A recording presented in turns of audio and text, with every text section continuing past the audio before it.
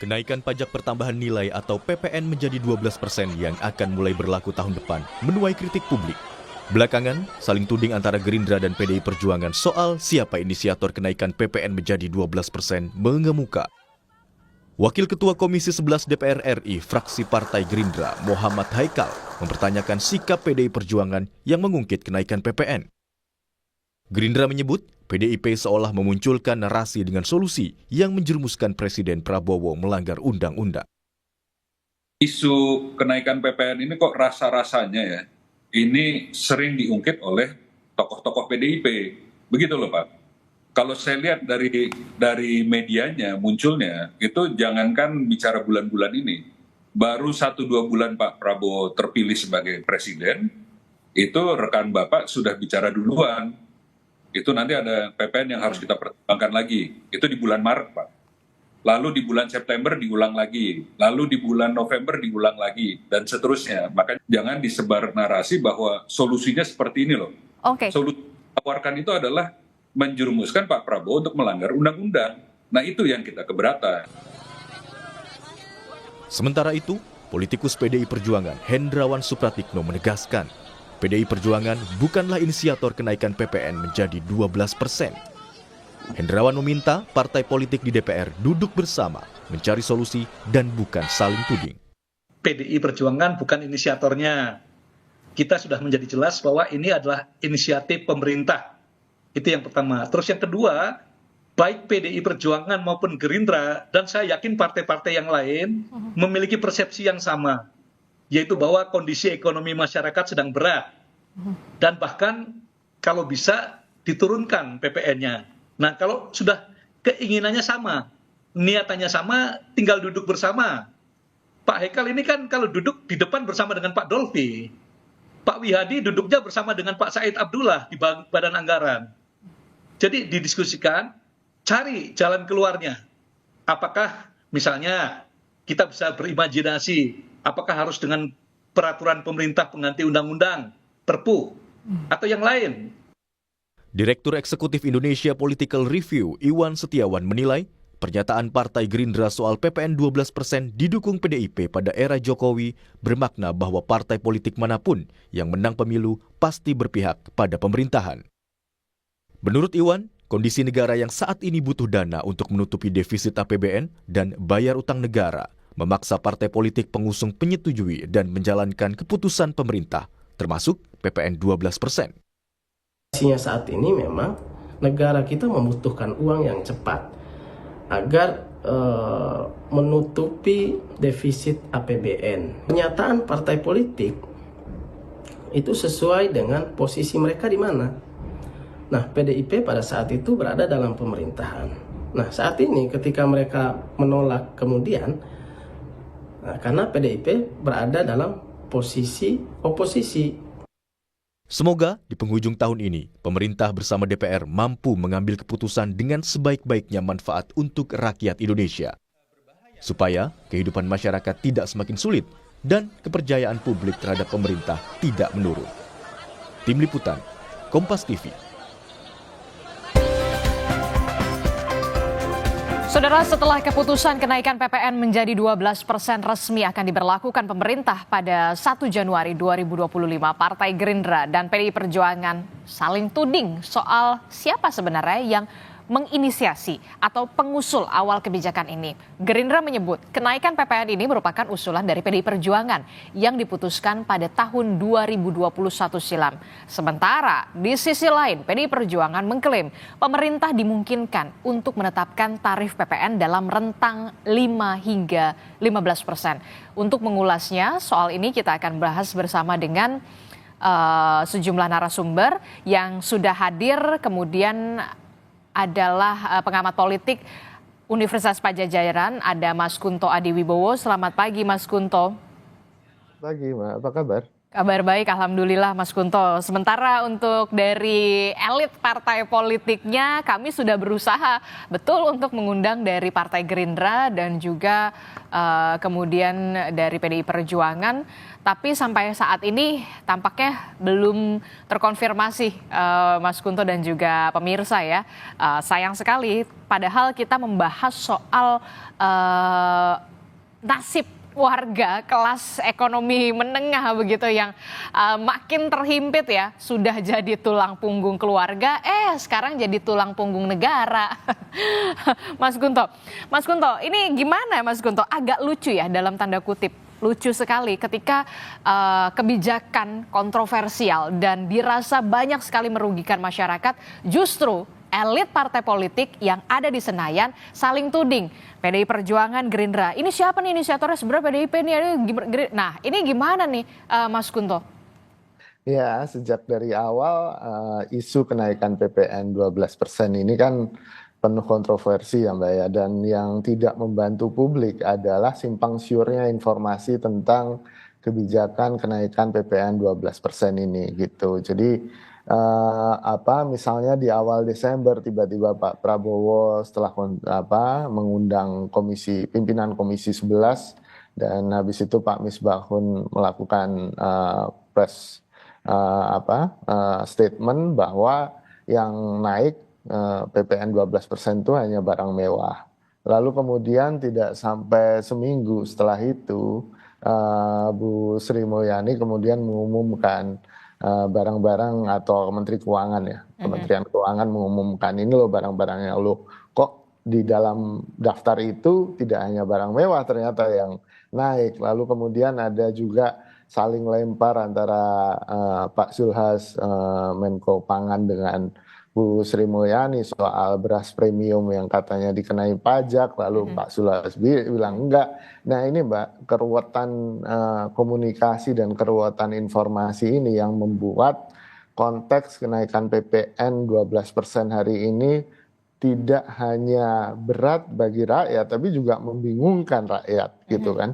Jadi dalam artian akhirnya siapa yang bisa kita percaya, akhirnya siapa yang bisa kita pegang, apakah jadi, lalu kalau jadi barang apa saja yang kena PPN 12%, benar nggak hanya barang mewah atau semua barang konsumsi akan kena. Nah ini yang sampai saat ini masih menjadi isu besar di masyarakat dan ini masalahnya adalah isu kepercayaan kan Mbak.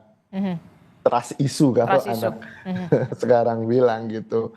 Ya misalnya kalau kita lihat kilas balik PPN naik di tahun 2022 ya, itu setelah sekian lama PPN nggak naik 10% dari tahun 83 kalau nggak salah sampai 2022 baru naik. Informasinya pun ditahan-tahan oleh pemerintah, tapi karena ada perasaan oh ya mungkin udah wajar harus naik karena udah lama. Nah sekarang ini baru naik 2 tahun kemarin gitu kan, tiba-tiba harus naik lagi tapi nggak ada penjelasan yang memuaskan bagi masyarakat dan menurut saya ini yang jadi problem dan akhirnya ditambah dengan keruwetan saling tuding siapa duluan yang mengusulkan kenaikan PPN 12% ini dan menurut saya ini salah satu isu yang mengaburkan lagi, membuat bingung publik, membuat bingung masyarakat. Sebenarnya masalahnya ini adalah masalah rakyat atau masalah elit kan gitu kan. Itu cuma sekedar saling lempar kesalahan atau mereka ingin membuat solusi yang baik untuk masyarakat. Nah menurut saya ini yang jadi persoalan besar di PPN 12%, bukan hanya soal hitung-hitungan matematis keuangan ya Mbak, tapi kan misalnya Bu Sri Mulyani bilang 12% itu relatif rendah dari apa kan gitu. Relatif rendah untuk siapa? Itu yang kemudian menjadi pertanyaan besar begitu ketika kita lihat di akhir tahun dan juga di awal tahun ini ancaman PHK sudah di depan mata begitu. Apa yang harus dilakukan sebenarnya dalam hal ini oleh pemerintah pusat? Komunikasi politik semacam apa yang seharusnya dimiliki oleh pemerintah pusat? Jangan sampai kemudian rakyat kebingungan, loh kok jadi begini? Sebenarnya pemerintah seperti apa begitu? Ya sebenarnya orang Indonesia itu orang yang baik-baik sama pemerintahnya kan Mbak gitu. Mereka percaya, mereka punya dukungan yang luar biasa terhadap pemerintah. Nah, menurut saya yang harus dilakukan oleh pemerintah adalah ngomong secara transparan, terus terang, sebenarnya duit yang dari kenaikan 1% yang kemungkinan diestimasi sekitar 50 triliun pendapatannya per tahun ini, sebenarnya untuk apa kan gitu.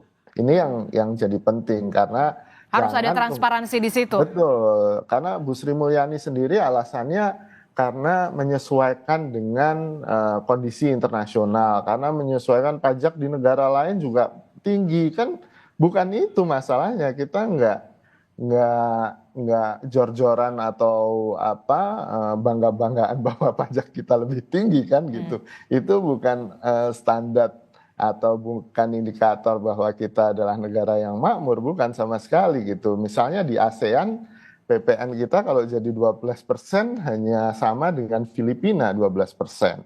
Singapura sendiri hanya 9% gitu kan. Thailand hanya 7%. Tertinggi di Indonesia di ASEAN. Betul, Indonesia dan Filipina. Perbandingannya sama siapa? Kan di awal-awal misalnya banyak buzzer atau influencer yang bilang ini sama dengan negara-negara Skandinavia ya. Negara Skandinavia pendidikannya gratis kan gitu. Pengobatannya gratis. Apakah mau disamakan dengan mereka? Nah, ini yang menurut saya komunikasinya nggak jelas gitu. Sebenarnya untuk apa kenaikan 1% ini yang harus dikomunikasikan dengan baik oleh pemerintah pusat daripada saling menyalahkan siapa duluan yang mengesahkan undang-undang ini Mbak gitu. Oke, ada upaya yang kemudian dikatakan upaya pengaburan untuk kemudian saling tuding siapa yang duluan menginisiasi dari kenaikan PPN 12%, tapi nyatanya pemerintah pusat saat ini sudah memutuskan bahwa PPN 12% ini akan berlaku 1 Januari 2025 begitu ya. Yang kemudian menjadi pertanyaan saya adalah di media sosial juga kan banyak sekali penolakan yang terjadi, bahkan sudah ada campaign seperti revisi undang-undang pilkada kemarin, peringatan darurat, petisi bahkan sudah diutarakan atau disuarakan juga di media sosial. Mungkinkah kemudian gelombang-gelombang aksi penolakan ini akan berlanjut ke dunia nyata? Dalam hal ini adalah aksi demo yang diupayakan oleh civil society untuk adanya pemerintah pusat mengkaji ulang atau bahkan membatalkan kebijakan ini. Iya Mbak, kalau menurut saya apa yang dilakukan oleh teman-teman K-popers kemarin hari Kamis ya, tanggal 19 ikut kamisan di depan istana itu sudah sangat tepat, karena memang kalau dalam undang-undang harmonisasi peraturan pajak sendiri gitu kan, itu di pasal 7-nya ayat 3 diatur bahwa tarif PPN itu bisa diubah paling rendah 5% dan paling tinggi 15%. Ya kan. Lalu di ayat selanjutnya disebutkan bahwa perubahan tarif PPN diatur dengan peraturan pemerintah setelah disampaikan oleh pemerintah kepada DPR untuk dibahas dalam penyusunan RAPBN. Nah, ini kan bolanya ada di pemerintah kan, Mbak, sebenarnya. Bolanya bukan di Senayan, bukan untuk mengubah undang-undang atau membatalkan undang-undang, bukan itu. Di undang-undang itu sendiri bolanya ada di pemerintah, bahwa pemerintah berhak kemudian punya kekuasaan untuk kemudian mengatur dari 5 sampai 15%. Ya misalnya, oke, tahun 2022 kemarin diproyeksi tahun 2025 akan naik 1%. Tapi kan kondisi dalam perkembangan 3 tahun terakhir kan di luar proyeksi apa yang sudah kita bikin di 2022 kan, dan sangat mungkin kemudian pergantian pemerintah, kondisi ekonomi, bahkan kondisi ekonomi dunia juga harus menjadi pertimbangan pemerintah untuk kemudian ya tadi sesuai amanat undang-undang menentukan 5-15% kan gitu. Kalau 12% ini dirasa memang tidak sesuai dengan kondisi objektif masyarakat, ya harusnya pemerintah bisa menurunkan itu gitu, bisa menunda atau bahkan menurunkan pajaknya PPN ini, tarif PPN ini. Dan menurut saya dorongan dari masyarakat sipil, dari warga, dari kelas menengah yang memang sudah jadi sandwich class gitu kan, bukan hanya sandwich generation ini kan gitu, dihimpit dari dua sisi. Ini juga menjadi penting bahwa akhirnya pemerintah harus dipaksa untuk mendengarkan apa yang menjadi keresahan warga gitu sih Mbak. Apa yang menjadi keresahan warga, apa yang menjadi kebingungan warga, rakyat mayoritas dengan adanya kebijakan PPN 12% begitu. Mungkinkah kemudian yang jadi pertanyaan, mungkinkah pemerintah pusat akan membatalkan kebijakan PPN 12% ini? Kalau kita lihat ada dua skenario. Sebenarnya bisa kalau dibatalkan dengan penerbitan peraturan pemerintah atau PP, atau kemudian ada pihak yang mengajukan judicial review ke MK. Tapi kemudian kalau kita tadi melihat pemerintah pusat, mungkinkah kemudian seorang Presiden Prabowo Subianto akan melakukan penerbitan peraturan pemerintah atau PP di sini? Ya, menurut saya ini ketegasan dan kemudian kebijaksanaan Pak Prabowo sedang diuji, Mbak, gitu. Apakah beliau memang hanya patuh saja terhadap apa yang sudah digariskan oleh pemerintahan sebelumnya, tanpa kemudian mempedulikan nasib warga, nasib rakyatnya yang ada di hari ini, di sekarang, atau memang Pak Prabowo punya sensitivitas yang luar biasa terhadap penderitaan warganya, kan itu. Jadi menurut saya ini ujian bagi Pak Prabowo, karena bolanya memang ada di Pak Prabowo kan gitu, bukan lagi MK, bukan lagi DPR RI gitu kan. Kalaupun Pak Prabowo mau menunggu misalnya, oke, kita naikin dulu deh gitu dan kita lihat reaksi. Saya kan reaksinya akan sangat besar dan masif ya Mbak, karena kita mungkin belum kebayangkan berapa kenaikan harga-harga ketika PPN itu naik. Begitu harga bahan bakar minyak naik, itu saja deh gitu kan, logistik naik gitu kan, semua barang akan naik kan gitu. Dan ini kan efeknya jadi efek domino gitu kan, tidak hanya satu barang yang naik, semua barang naik. Dan di sini akan kelihatan warga kemudian akan bisa merasakan, oh 1% itu ternyata efeknya sebagian besar. Signifikan. Kan, gitu. Betul. Nah ini yang kemudian menurut saya akan lebih susah lagi untuk ditangkal, untuk kemudian dimitigasi oleh pemerintah di masa depan. Bantuan-bantuan ini kan sifatnya hanya obat sementara kan Mbak. Penyakitnya tetap pada kenaikan PPN 12% yang tidak sesuai dengan kondisi objektif di masyarakat. Nah ini yang menurut saya harus menjadi perhatian bagi Pak Prabowo ya, Presiden Republik Indonesia. Walaupun kemudian kemarin ada kebijakan yang maksudnya memberikan insentif lah ketika kebijakan PPN 12% ini diberlakukan, ada insentif yang kemudian diberikan walaupun hanya sebulan atau 2 bulan begitu. Itulah kemudian sebagai upaya pemerintah pusat dalam hal ini adalah memberikan gula-gula atau bagaimana sebenarnya ini? Iya, ini hanya menunda masalah saja Pak, kalau menurut saya gitu, supaya nggak kena di awal tahun gitu kan, atau kemudian mungkin pemerintah berharap ada perubahan kondisi ekonomi yang membaik dalam waktu 2 bulan. Tapi menurut saya itu wishful thinking sih, ya boleh-boleh aja. Cuman kan saya bukan ahli ekonomi, tapi menurut saya akan sangat sulit ketika masyarakat sudah terbiasa dengan bantuan itu 2 bulan, tiba-tiba dihentikan, lalu kondisi real dan kondisi objektifnya memang sangat memprihatinkan, ya keresahan masyarakat ini pasti akan muncul, dan kos politik, kos sosial, dan kos keamanannya jauh lebih besar gitu daripada menunda kenaikan atau membatalkan kenaikan PPN 12% ini. Jadi menurut saya pemerintahan Prabowo harus berhitung sih Mbak gitu, bahwa ada kos lain yang mungkin juga sama mahalnya atau lebih mahal daripada